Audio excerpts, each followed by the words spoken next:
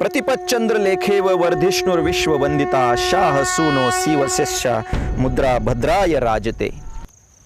ज्यांच्या चेहऱ्यावर तेज आहे, मनामध्ये उत्साह आहे, बुद्धीमध्ये विवेक आहे, जे सिंहासारखे निर्भय आहेत, ज्यांचे मातृभूमीवर प्रेम आहे, ज्यांची आईवडिलांवर श्रद्धा आहे, ज्यांचे चारित्र्य शुद्ध आहे, असे स्वामी विवेकानंदांच्या स्वप्नातले तरुण आणि तरुणी. मित्र हो, पूर्वी पारतंत्र्याचा काळोख होता, आज स्वातंत्र्य मिळाले, मात्र भ्रष्टाचाराचा, अत्याचाराचा, अन्यायाचा काळोख दिवसेंदिवस गडद होत चालला आहे.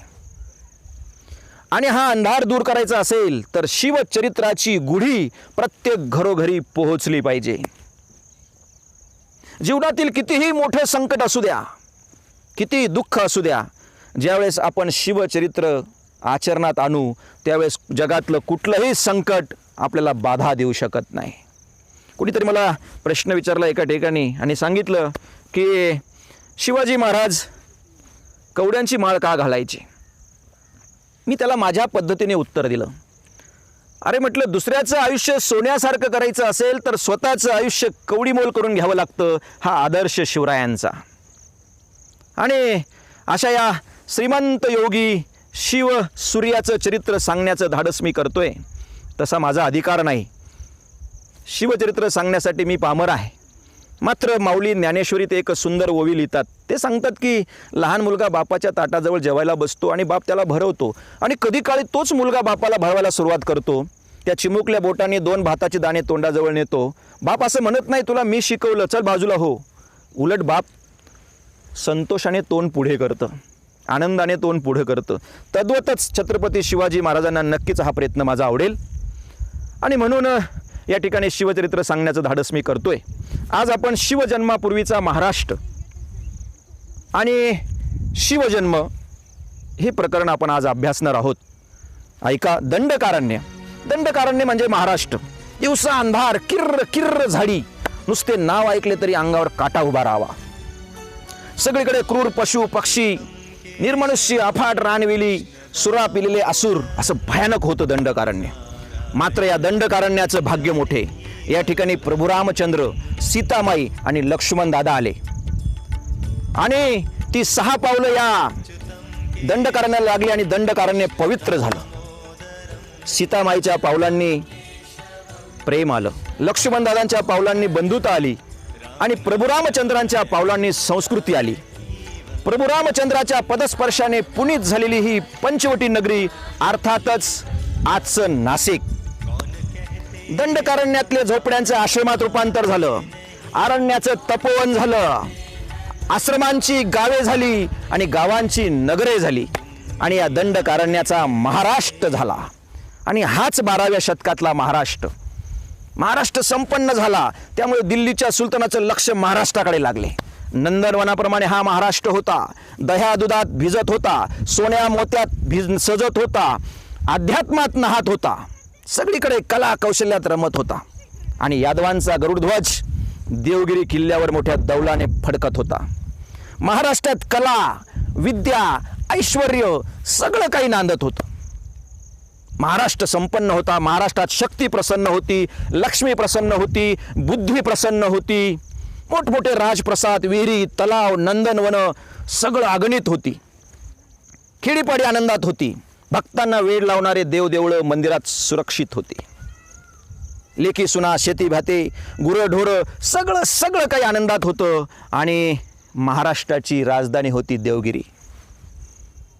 देवगिरीवर यादवांचं राज्य होतं आणि अशाच ठिकाणी सगळीकडे आनंद असताना, सुख उतू जात असतानाच नेवाशासारख्या एका ठिकाणी एक छोटासा 16 वर्षाचा मुलगा अभिनव वाग्विलासाचे फासे टाकत होता. सरस्वती मातेबरोबर सारीपाट खेळत होता आणि हात उंचावून मराठी भाषेचं कौतुक करत होता. माझा मराठाची बोल कौतुके, परी अमृता तेही पैजा जिंके, ऐशी अक्षरे रसिके मिळविन म्हणत सर्व जगाला ज्ञान देत होता. जी गीता स्वामी विवेकानंदांनी शिकागो धर्म परिषदेत नेली. इतर धर्म प्रसारकांनी स्वामीजींची खिल्ली उडवली.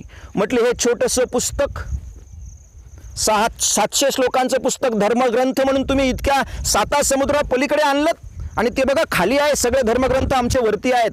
त्यावेळेस स्वामीजींनी सांगितलं, अरे आमची गीता म्हणजे जीवनाचा पाया आहे आणि जीवनाचा पाया असलेली गीतेवर हे सर्व ग्रंथ अवलंबून आहेत. आमची गीता जर आम्ही काढली तर जीवनातलं सर्व तत्वज्ञान फिका आहे. ती गीता, जे गीतेचं तत्वज्ञान अवघ्या जगाला त्यांनी भारावून सोडलं, ती गीता मराठीत यावी म्हणून त्या नेवासा ठिकाणी संत ज्ञानेश्वर महाराज ज्ञानेश्वरी लिहित होते.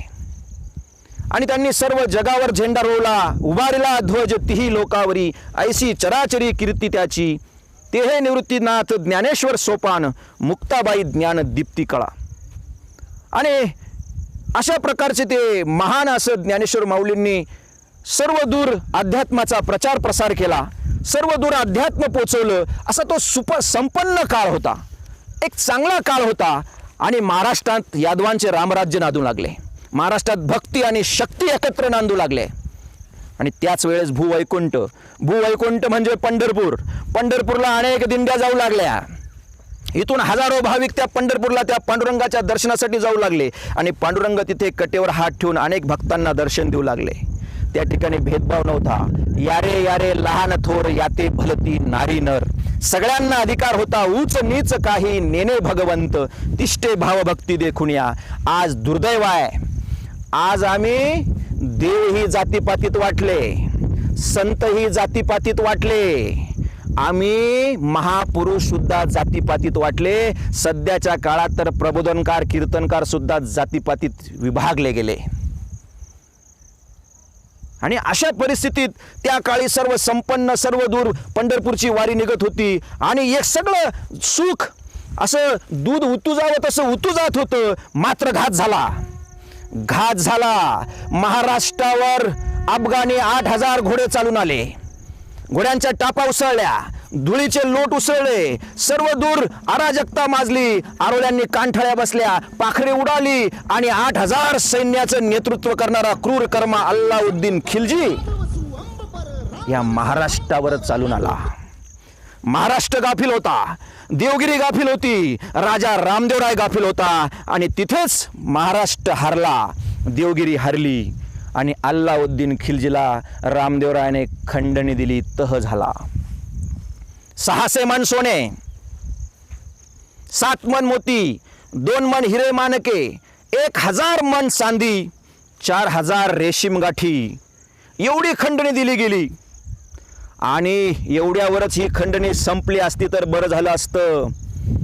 त्या ठिकाणी रामदेवरायाची मुलगी जेठाई नावाची, ती सुद्धा खंडणी पोटी अल्लाउद्दीन खिलजीला दिली गेली. आणि तिथेच या महाराष्ट्राचा पहिला अपमान झाला, तिथेच या महाराष्ट्राची मान झुकली. आणि महाराष्ट्रावर सुलतानांची दाटी होऊ लागली.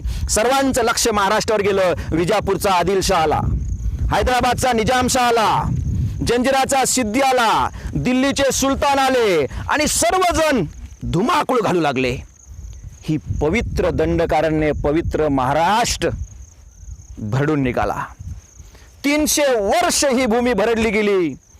इथे कुणीही वाली नव्हता, सगळीकडे अराजकता होती. महाराष्ट्राची मसनवट झाली होती. वतनदार आपापसात लढत होते, पदवीचे लाचार होते. आणि अशाच वेळी पैठण सारख्या श्री क्षेत्र पैठणला सुप्रसिद्ध साधू श्री शांती ब्रह्म एकनाथ महाराज पंढरपूरच्या त्या पांडुरंगाकडे प्रार्थना करतायत. पंढरपूर निवासिनी दार उघड, दार उघड बय दार उघड.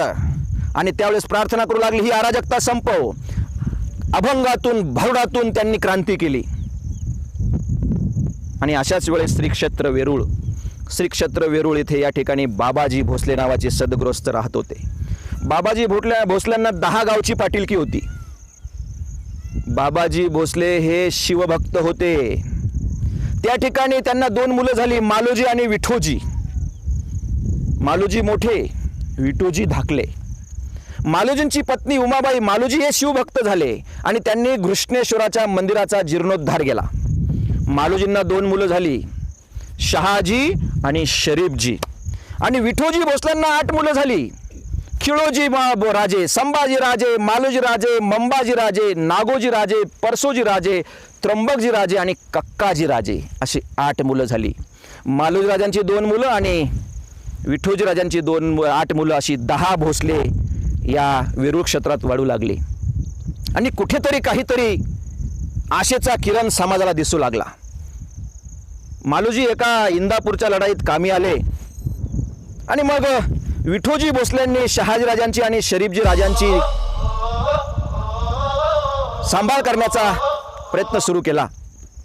आणि त्यावेळेस शहाजीराजांचं लग्न करायचं म्हणून सोयरीक शोधणं सुरू झालं. शहाजीराजांची सोयरीक सिंदखेडच्या लखोजी जाधवांच्या मुलीबरोबर करण्याचं विठोजी राजांनी ठरवलं. सिंदखेड राजा, सिंदखेड म्हणजे निजामशाहीतली फार मोठी आसामी. सिंदखेडचे लखोजी जाधव निजामशाहीतले सर्वात मोठे जहागीरदार, 27 महालांची जहागिरी होती. जाधवरावांची लेक होती जिजाऊ नाव तिचं, खूप चपळ, खूप सुंदर, खूप प्रसन्न आणि तेवढीच ज्वलंत दीपकळी होती. जिजाऊंचं लग्न थाटामाटात पार पडलं. जिजाऊ अद्याप लहान होती. सिंदखेडमध्ये जेव्हा राहत होती तेव्हा उमऱ्याच्या बाहेर तिला काही माहीत नव्हतं. पण जेव्हा ती दौलताबाद येथे बादशाही राजधानीत राहू लागली आणि राहण्याची जेव्हा तिला वेळ आली तेव्हा तिला सुलतानी चाळे कळू लागले. सुलतान कसे असतात, कसे अत्याचार करतात, कसा अन्याय करतात. माणूस फक्त रणांगणावर मरत नव्हता तर तो घराघरात मरत होता. प्रत्येक ठिकाणी अत्याचार होता, प्रत्येक ठिकाणी अन्याय होत होता आणि हे जिजाबाई स्वतः बघत होत्या. तुम्हाला माहिती आहे, एक दिवशी तर असं घडलं, दरबार संपला, निजामशाहचा दरबार संपला आणि त्या दरबारातून भोसले आणि जाधव बाहेर पडले. बाहेर खडांगळ्यांचा हत्ती पिसाळला. हत्ती तांडव करू लागला, अनेकांना मारू लागला. त्यावेळेस दत्ताजी जाधवाने सांगितलं, दत्ताजी जाधव म्हणजे जिजाबाईंचे बंधू आणि लखोजी जाधवांचे सुपुत्र, त्यांनी आपल्याच घोडेस्वारांना सांगितलं, अरे आवरा त्या हत्तीला. हत्ती ऐकत नव्हता. तेव्हा दत्ताजी मैदानात उतरले आणि दत्ताजींनी तलवार हातात घेऊन सपासप वार करून हत्तीला जेरीस आणलं. त्याच वेळेस शहाजीराजे भोसल्यांचा चुलत भाऊ म्हणजेच विठोजीराजे भोसल्यांचा मुलगा संभाजीराजे भोसले म्हटला, उपरोधिकपणे म्हटला, अरे हा पोरखेळ नाही, हत्तीला मारणं दत्ताजी, हत्तीला मारणे गरज नाही. आणि त्यावेळेस त्वेषाने दत्ताजी पेटला आणि त्याने हत्तीची सोंड कापली. हत्ती ची ची करत खाली पडला.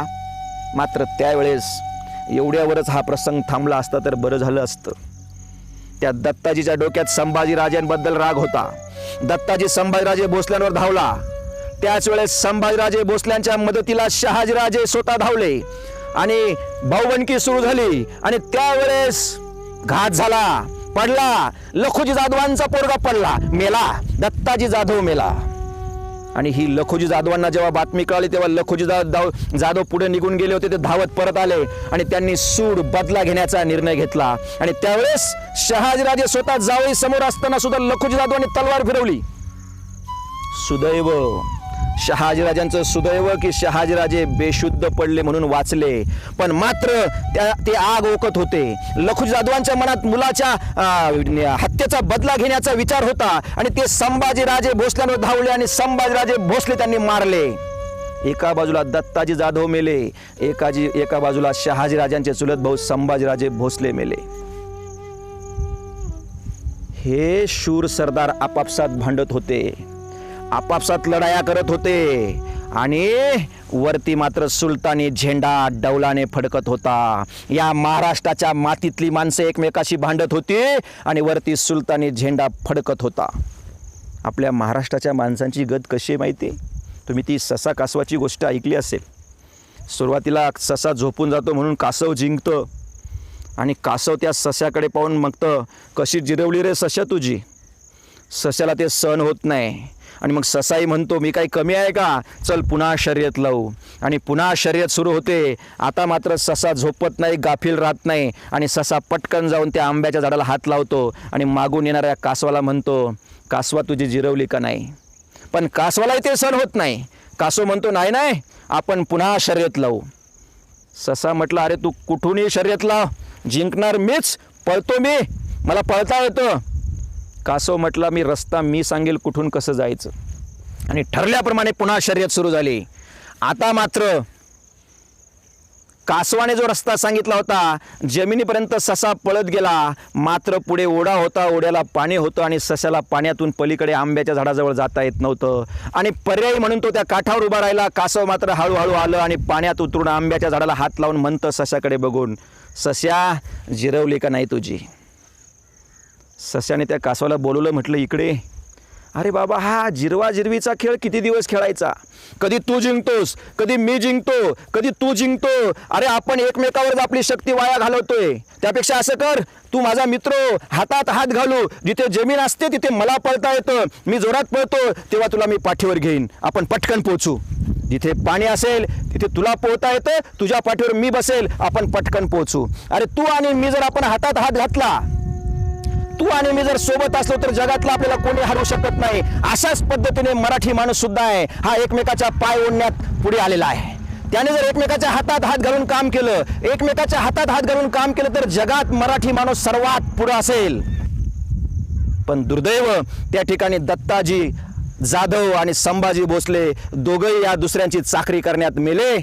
जिजाऊ आईसाहेबांनी कुणासाठी रडावं? एका बाजूला भाऊ पडलाय, एका बाजूला दीर पडलाय, कुणासाठी रडावं? पण जिजाऊ आऊसाहेब रडत होत्या अवघ्या महाराष्ट्रासाठी, महाराष्ट्राच्या भल्यासाठी. अंगाची लाही लाही होत होती जिजाऊ आईसाहेबांची. जळे माझी काया, लागला वनवा, धावरे केशवा, मायबापा म्हणून आळवणी करत होती. रक्ताची नाती तुटली, पण या घटनेचा जिजाऊ आईसाहेबांनी स्वतःच्या संसारावर परिणाम होऊ दिला नाही. सन 1623 शहाजीराजे आणि जिजाऊ आईसाहेबांना पहिला पुत्र झाला. त्याचं नाव ठेवलं संभाजीराजे. तुम्ही सांगाल हीच नावं परत परत कशी? भोसले घराण्यात ती पद्धत होती. पूर्वजांची नावं पुन्हा पुन्हा ठेवण्याची ती पद्धत आजही तागायत कायम आहे. आणि आईसाहेबांना पहिला पुत्र झाला. त्यानंतर आईसाहेबांना 4 मुलं झाली, मात्र ती मांडीवरच गेली. जिजाऊंना सुलतानी सत्तेचा प्रचंड तिरस्कार निर्माण झालेला होता. ज्येष्ठाचा महिना होता. आईसाहेबांच्या चेहऱ्यावर तेज दिसू लागलं.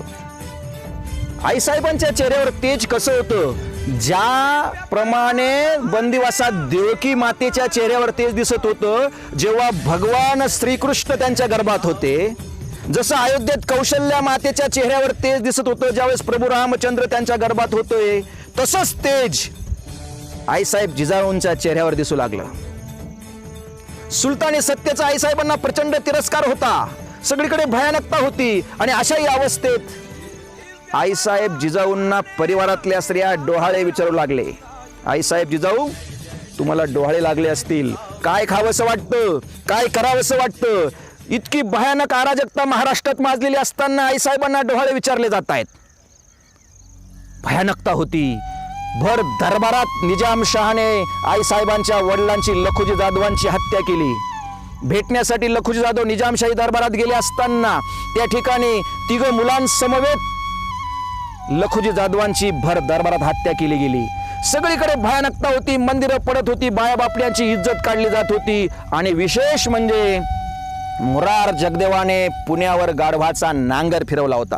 पुणे बेचिराग केले. आणि अशा भयानक अवस्थेत सगळीकडे अराजकता माजलेली असताना आईसाहेबांना डोहाळे विचारले जातात. त्यावेळेस आईसाहेब रागाने लाल झाले. आईसाहेब रागाने लाल झाले आणि आईसाहेब म्हणाले, मलाही डोहाळे लागलेत. मला वाटतं घोड्यावर बसावं, मला वाटतं वाघावर बसावं, मला वाटतं तलवार हातात घ्यावी, घोड्यावर मान घालावी आणि जुलमी सत्तेचा नायनाट करून हिंदवी स्वराज्य निर्माण करावं आणि दिल्लीच्या तख्तावर मराठी माणसाचं साम्राज्य निर्माण करावं. काय विलक्षण डोहाळे, काय विलक्षण डोहाळे. म्हणून म्हटलं जातं, आईसाहेब तुम्ही नसत्या तर, आईसाहेब तुम्ही नसत्या तर बाटल्या असत्या आमच्या पोरीबाळी, नसती राहिला कुंकू कपाळी. आईसाहेब तुम्ही नसत्या तर नसते दिसले मंदिरावर कळस, नसती दिसली अंगणी तुळस. असे जिजाऊ आईसाहेबांचे विलक्षण डोळे. आता जिजाऊ आईसाहेबांना उघड्यावर ठेवणं शक्य नव्हतं, म्हणून सुरक्षेच्या कारणास्तव शहाजीराजांनी जिजाऊ आईसाहेबांची रवानगी शिवनेरी किल्ल्यावर करण्याचं ठरवलं. शिवनेरी किल्ला कुठं होता? पुण्यापासून 26 कोस अंतरावर हा किल्ला. भीमाशंकराच्या पसरलेल्या जटात आणि नाणे घाटाच्या ओठात हा किल्ला होता. गडावर विश्वासातले किल्लेदार होते. विश्वासरावच त्यांचं नाव. परकी सत्ता बघून जिजाऊ आईसाहेब दुःखी होत होत्या. माहेरचे तुकडे तुकडे झाले, पुणे बेचिराग झाले. याचा राग येत होता आऊसाहेबांना. किती दिवस हे सण करायचं, किती दिवस दुसऱ्याच्या ओंजळीत पाणी प्यायचं, किती दिवस परकी झेंडा आपला म्हणून समजायचा. आणि आऊसाहेब दर दिवशी त्या भगवान परमेश्वराकडे प्रार्थना करत होते, हे परमेश्वरा, ही अराजकता नष्ट करण्यासाठी कुणीतरी जन्माला यायला हवं, कुणीतरी यायला हवं. सकाळी आईसाहेब उठायच्या, शिवाई देवीचं दर्शन घ्यायच्या, भगवान श्रीकृष्ण प्रभू रामचंद्राच्या, भीमाच्या, अर्जुनाच्या गोष्टी ऐकायच्या, वाचायच्या. आणि आऊसाहेब जिजाऊंचा दिनक्रम चालू झाला. संस्कार गर्भावर टाकत होते, कारण गर्भावरचे संस्कार कधीच बदलत नसतात. आणि म्हणून आईसाहेबांनी आपलं कार्य सुरू केलं, पवित्र कार्य सुरू केलं, दानधर्म सुरू केला. आणि अशाच परिस्थितीत श्रावण गेला, भाद्रपदातले गौरी गणपती गेले, त्यानंतर आश्विनात घटस्थापना झाली, पुढे दिवाळी गेली, दसरा गेला, दिवाळी गेली. आणि जिजाऊ आईसाहेबांना मात्र अंगावरचे दागिने सुद्धा आता जड वाटू लागले.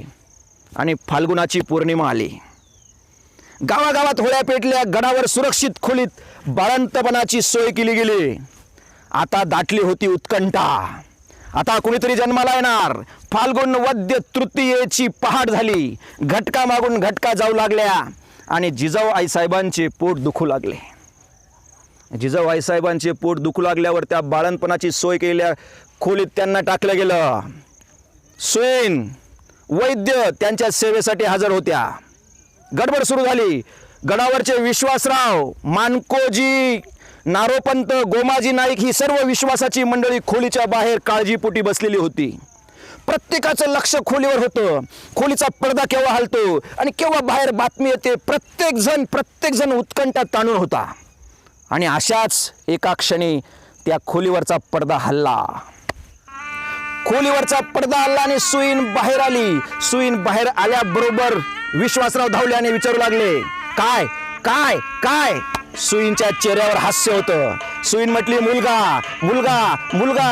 आणि किल्ल्यावर आनंदाचा कल्लोळ झाला. नगारखान्यातल्या सनई चौघडा वाजू लागल्या. तो दिवस सोन्याचा होता, तो दिवस अमृताचा होता, तो दिवस कौस्तुभाचा होता, तो दिवस हिरा मोतींचा होता, तो दिवस रत्नांचा होता. नवे नवे छे छे, तो दिवस त्याची उपमाच करता येणार नाही असा पवित्र दिवस होता. अशा त्या पवित्र दिवशी त्या ठिकाणी ते बाळ जन्माला आलं. 300 वर्षानंतर या महाराष्ट्राच्या मातीत शिवसूर्य जन्माला आला. जिजाऊ आईसाहेबांना पुत्र झाला. पुत्र कोणाला झाला? पुत्र सह्याद्रीला झाला, पुत्र महाराष्ट्राला झाला, पुत्र भारतवर्षाला झाला. सुलतानांनो, तुमचा काळ जन्माला आला. शिवनेरी तो जागा झाला. जिजाऊ पोटी पुत्र जन्मला. तारीख होती 19 फेब्रुवारी 1630. आनंदी आनंदगडे, जिकडे तिकडे चोहीकडे, किल्ल्यावर सर्वदूर आनंद होता. भाग गेला, शीन गेला, अवघा झालासे आनंद. आनंदाचे डोई, आनंद तरंग. आणि हो, 5व्या दिवशी 5वी झाली. 10व्या दिवशी बाळाला नाव माखू घातलं. आणि 12व्या दिवशी बाळाचं बारसं झालं. आणि मग सुवासिनी आल्या. सुवासिनी विचारू लागल्या आईसाहेबांना, नाव काय ठेवलंय? नाव काय ठेवलं? बाळाचं नाव काय? बाळाचं नाव काय? आणि बस बाळाचं नाव आऊसाहेब जिजाऊंच्या तोंडातून बाहेर पडलं, शिवाजी. शिवाजी राजे, शिवाजी राजे. आणि बस सगळीकडे हास्य सुरू झालं. शिवनेरी हसला, सह्याद्री हसला, महाराष्ट्र हसला. कोण शिवाजी? जो आयुष्यभर जीवाशी खेळला तो शिवाजी. जो 65 किलोची तलवार चालवतो त्याचं नाव येसाजी. जो 2000 सैनिकांशी एकटाच लढतो त्याचं नाव बाजी. हात तुटला तरी शेवटच्या क्षणापर्यंत लढत राहतो त्याचं नाव तानाजी. जो वेगात दिल्लीहून पुण्यात घोडा आणतो त्याचं नाव संताजी. जो शत्रूच्या छावणीचा कळसच कापून आणतो त्याचं नाव धनाजी. आणि जो ढाण्या वाघाला एकटाच फाडतो त्याचं नाव संभाजी. आणि जो या सर्वांना सोबत घेऊन हिंदवी स्वराज्य निर्माण करतो त्याचं नाव शिवाजी. छत्रपती शिवाजी महाराज की जय.